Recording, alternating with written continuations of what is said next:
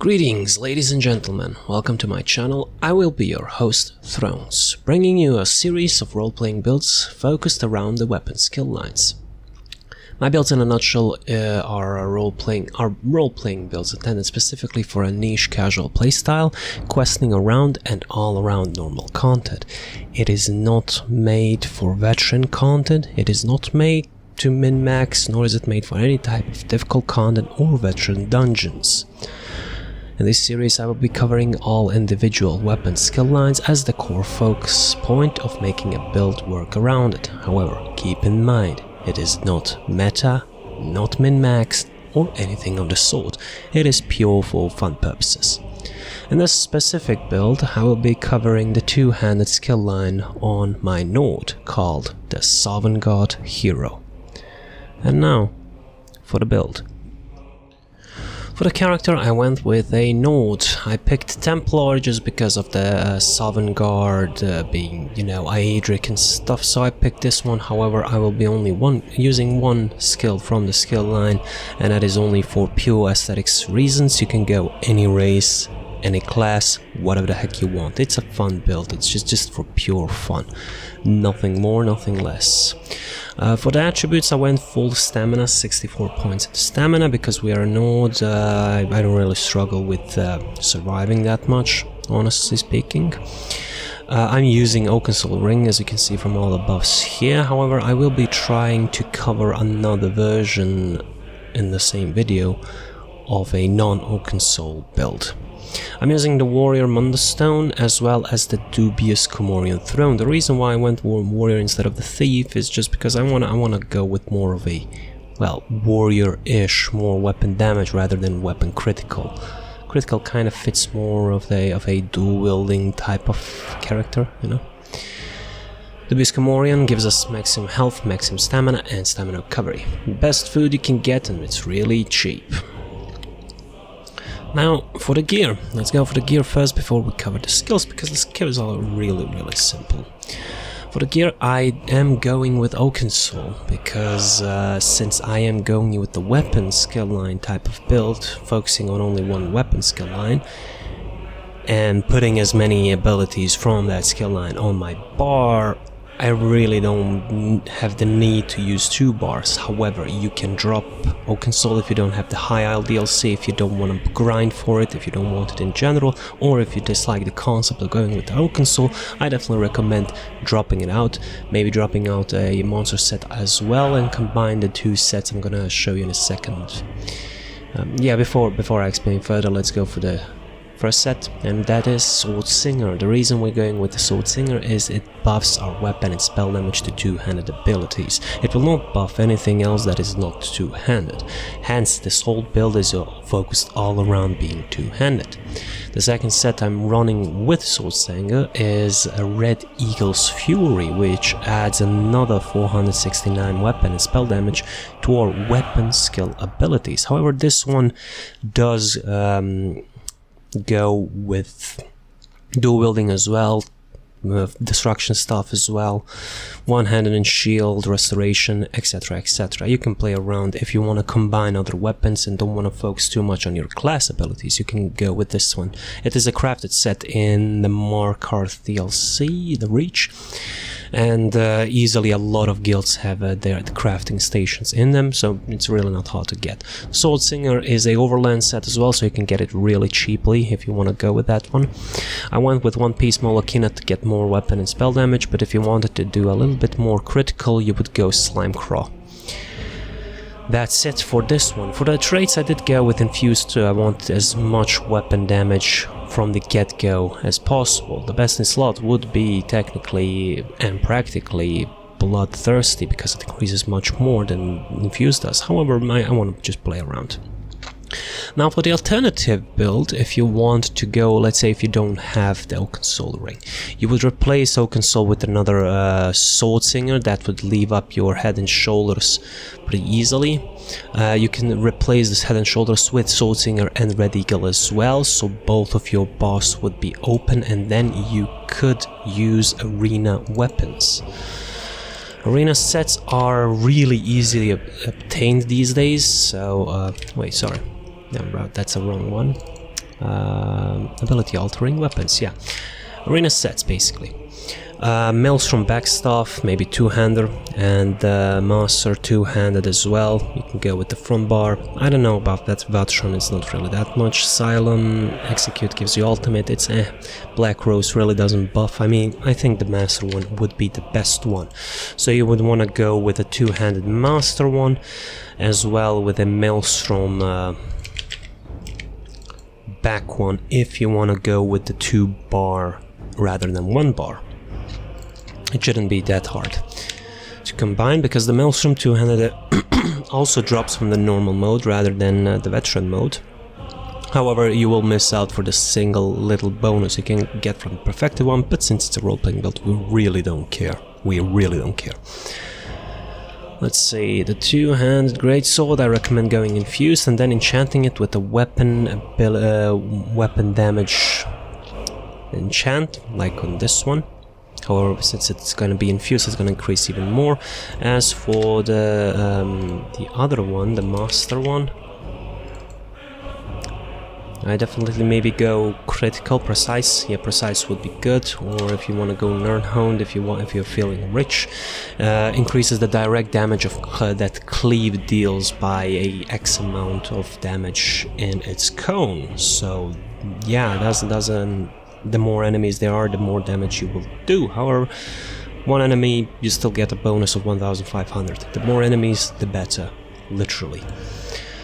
Now that the gear is covered, do I have any alternatives? Not really, no. Maybe Diamonds Victory, I think that's the name. It's under Crafted. No, it's under DLC, sorry. Second, Blackwood. Diamond's Victory. While in combat, using an ability with a range of 7 meters or less grants you basically the whole set. The more abilities you want to use are both ranged and close ranged, and you're gonna get a lot of weapon and spell damage. It gives you a little animation on the hands being the diamonds and stuff, but that's more Imperial-ish, and I like the stat value of just going pure two-handed. I will be covering a dual building as well as a one-handed and shield. Destruction staff, maybe restoration. I don't know how I will utilize restoration since it's just healing. I can't kill stuff and quest around with restoration, but I'll try to see what I can do. Yeah, if you really insist going into a monster set, I don't know, go wild. Maybe Balrog would be really nice. Let's see. Balrog, when you use an ultimate ability, you gain weapon and spell damage equal to the amount of total ultimate consumed. Physical and spell penetration equal to 23 times the amount of 12 seconds.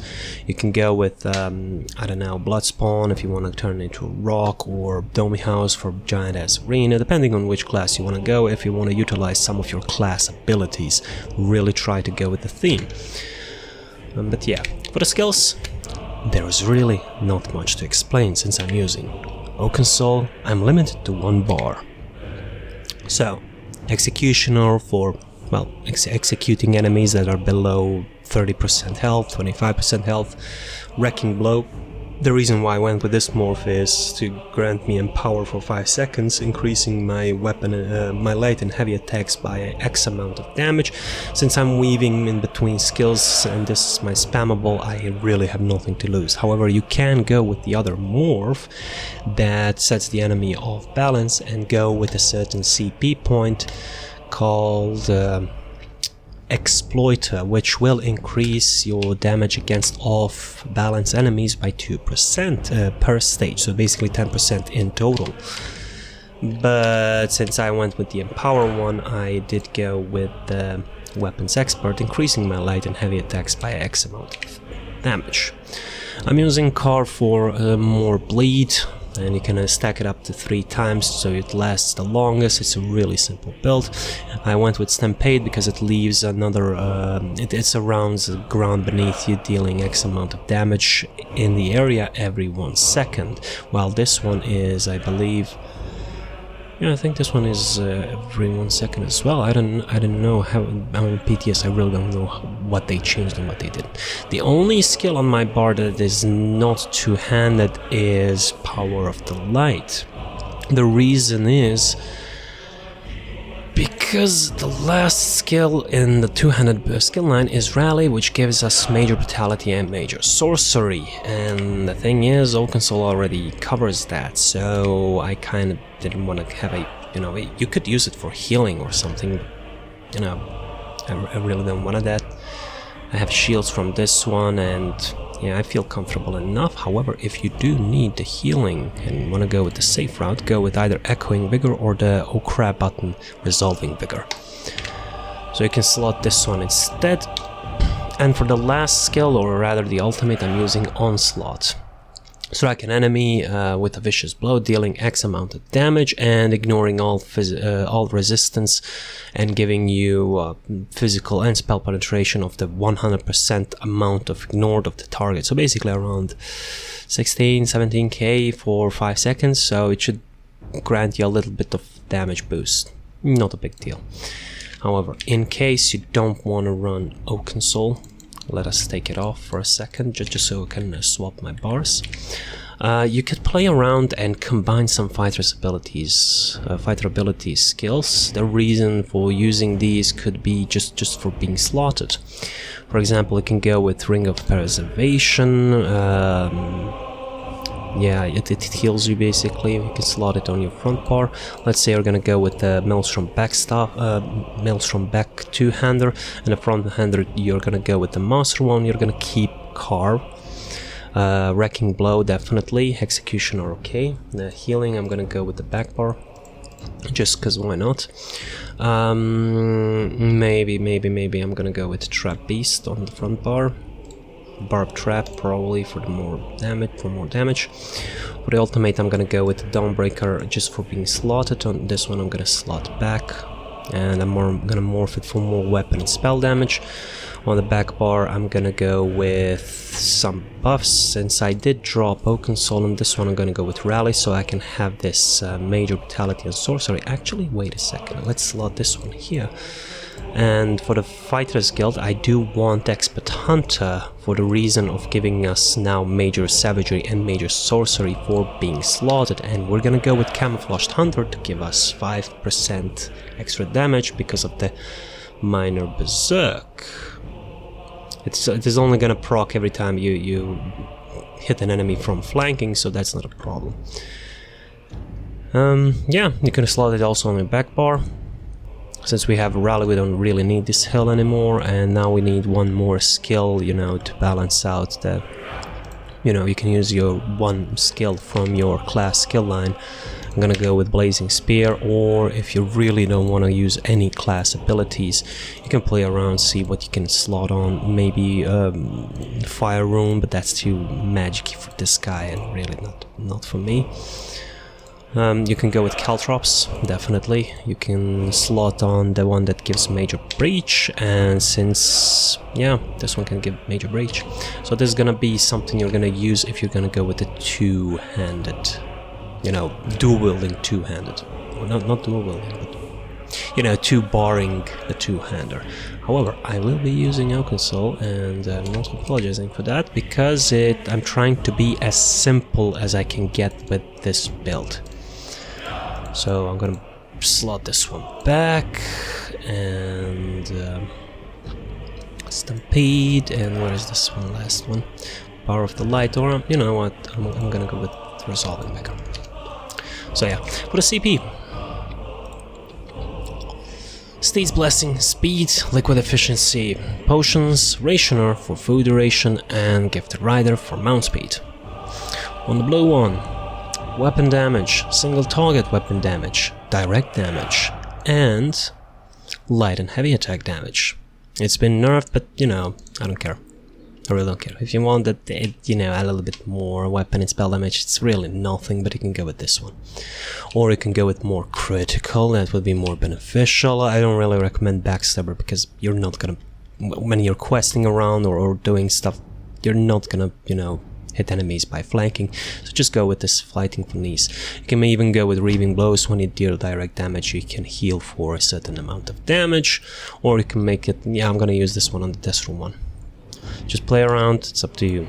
For the red tree, health, armor, stamina per kill, and speed per kill. So basically I have Vicious Ophidian by just having these two slotted. Technically, I mean, yeah, Vicious Ophidian is still better, but you know, just play around whatever you want. For the fashion,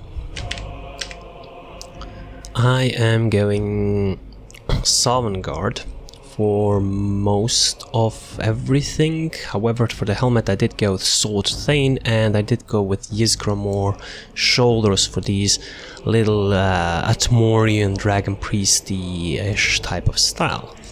However, if you don't have Sovngarde, definitely you can play around. Since I am a Sovngarde hero, but you don't have the Sovngarde one, you can always go with Sword Thane, full on heavy. Really nice look, you can color it nicely, you can't see that much of a difference, and it's really, really nice. It's really nice. You can always go with Nord, or you can go with the Ancestral Nord, or you can go Nord Carved. Nord Carved definitely could, it's really cheap, like you can really easily get. And it looks pretty decent, not gonna lie. Not gonna lie. It's basically as I'm trying to be as simple as I can get on this one. It's just being simple. That's it. I don't know, maybe Stalhrim? Yeah, Stalhrim. If you have it, of course. If you don't have it, it's not a problem. It's just, you know, depending also on your class, depending on what you want to do, maybe dye it a little bit less white and gold if you're not a Templar, maybe going with something more. If you're an Nightblade, going with a little bit more black and reddish and silverish for the metal lining, or yeah. On the weapon I'm using the Zahn Greatsword. It has this beautiful glow, and the reason why I'm going with it because of my shoulders of being Ysgramor. It has these Atmorian thingies, and this one also has, so it has a link of Dragon Priest, the Atmorian combination. Ancient Nord and Sovngarde heroes are Ancient Nords, basically killing all the dragons.